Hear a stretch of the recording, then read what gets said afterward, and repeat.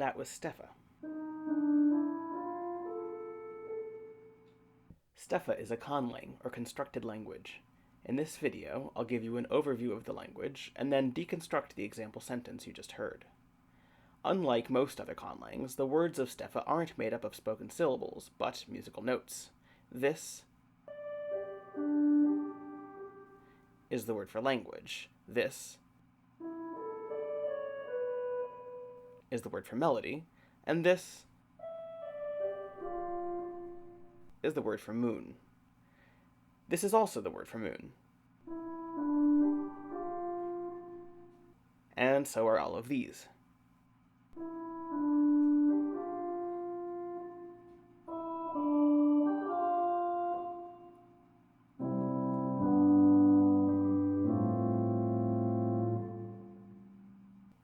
As you can see, changing what octave a note is in doesn't change the meaning, and neither do the rhythm, timbre, or harmony.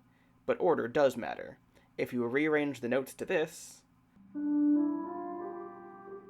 you get the word for sun instead. If you change any of the pitches, even slightly, it can change the meaning too. This is the word for remember, while this is the word for night. The most basic grammar rule in Stefa is that verbs agree with their subjects and objects. By putting an agreement suffix on the end of a verb, you show what its subject is. If there's an object, it gets a second suffix. Suffixes don't always have the same exact pitches like root words do, but they always have the same contour. The first note of a suffix is always the same as the last note of the root word or of the previous suffix. This contour is the first person singular suffix, but it could also sound like this, or this, or this, depending on the previous note. All it needs to be is 2 steps up and 1 step down. A 3-note sequence that's 1 step up and 3 steps down, like, is a second person suffix. It could also sound like, or, and there are many more possibilities for both suffixes. So let's make a short sentence. Take the verb to hear, follow it with a first person singular contour, and then the second person one. You get this.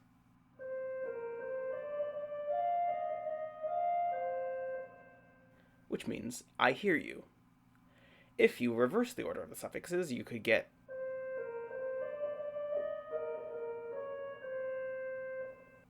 meaning you hear me. To make it sound a little nicer, we could change up the rhythms and add some harmony and counterpoint.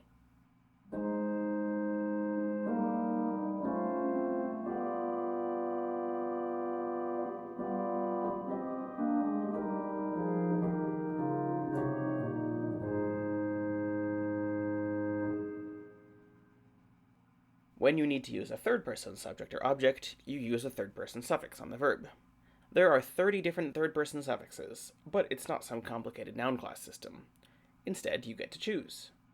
When writing in Stefa, you pick one of those 30 suffixes for each noun you're using, depending on what would sound the nicest in connecting to the next word or ending a musical phrase. In order to actually show the relationship between a noun and the third-person suffix referring to it, you attach the suffix to the noun as well.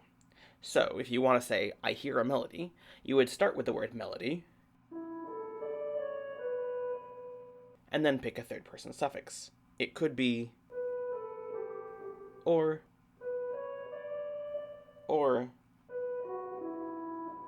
any one of the other 27 options.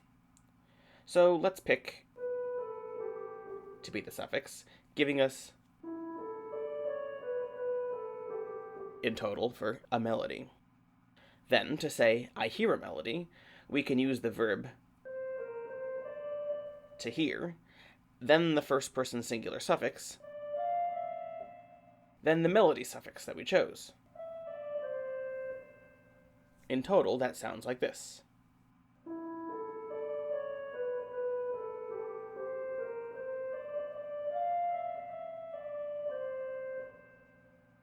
Again, we could add some chords and change the rhythms to make it sound musical.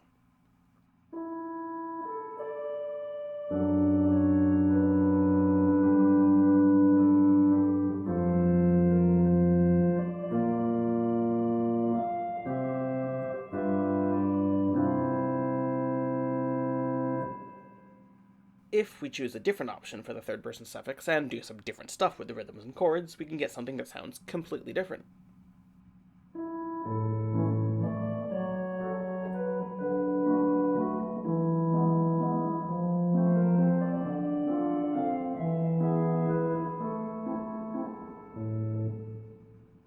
But it still has the same meaning. This system of marking noun roles on verbs allows Stefa word order to be extremely flexible, so you can have a subject, object, and verb in any order, and potentially with lots of other stuff in between. Typically, though, the verb will be last, so you get mostly SOV and OSV order. Stefa has prefixes, too. They work like suffixes in reverse. They're about contours, not exact pitches, and the last note of a prefix is the first note of the root, or of the next prefix if there's more than one. Prefixes on nouns mostly indicate number, like for the plural, or for 0. Prefixes on verbs are for all sorts of things, like tense, mood, and aspect, which can often be omitted, and also for things like causatives and comparatives. The same prefix that means 0 for nouns negates verbs, while others have other functions, like for the past tense, for causatives, and for nominalization. Now let's look at the opening example in more detail. It begins like this.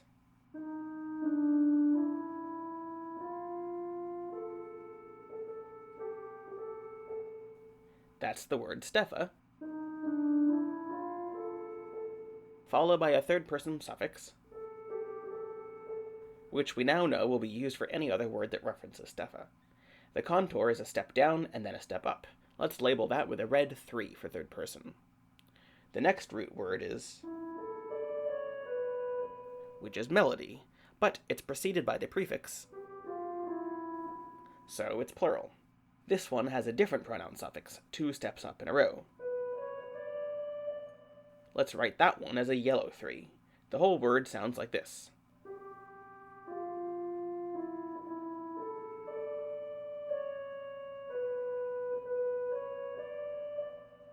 After that is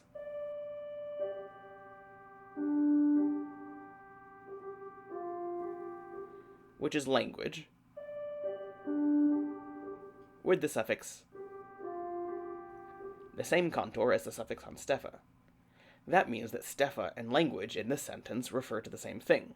In other words, it's like saying Stefa is a language, or Stefa, a language, even though there's another word in between. After that is this.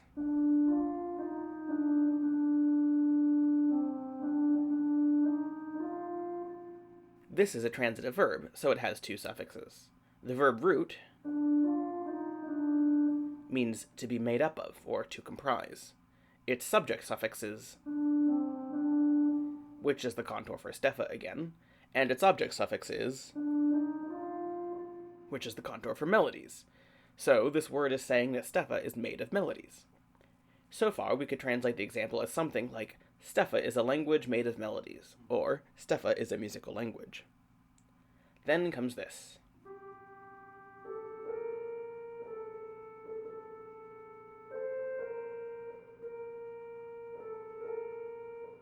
That's the verb to make, with the subject suffix for the first person singular, followed by the object suffix, which is for Stefa again. So the meaning of this word is I made it, referring to Stefa. It could also mean I am making it, or I will make it, since tense is unmarked. Finally, there's the verb to hear, with the second person suffix, and the suffix for Stefa one more time. That makes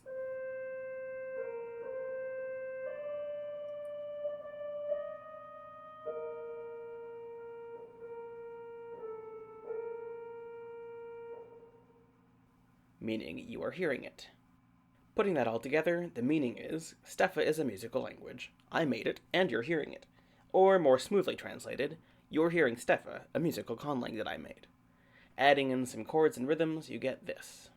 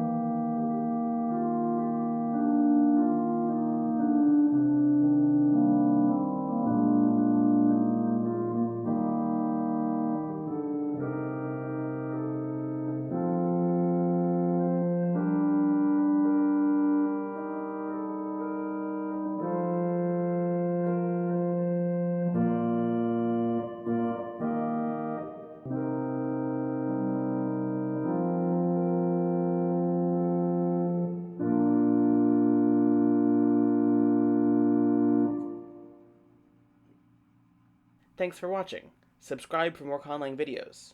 There will be more Stefa, including longer translations and a look at the two writing systems, as well as videos on my other conlangs. In about a week, I'll be posting a video on my part of the LCC 11 conlang relay, and after that there will be a video all about my conlang Valya, which I used for the relay.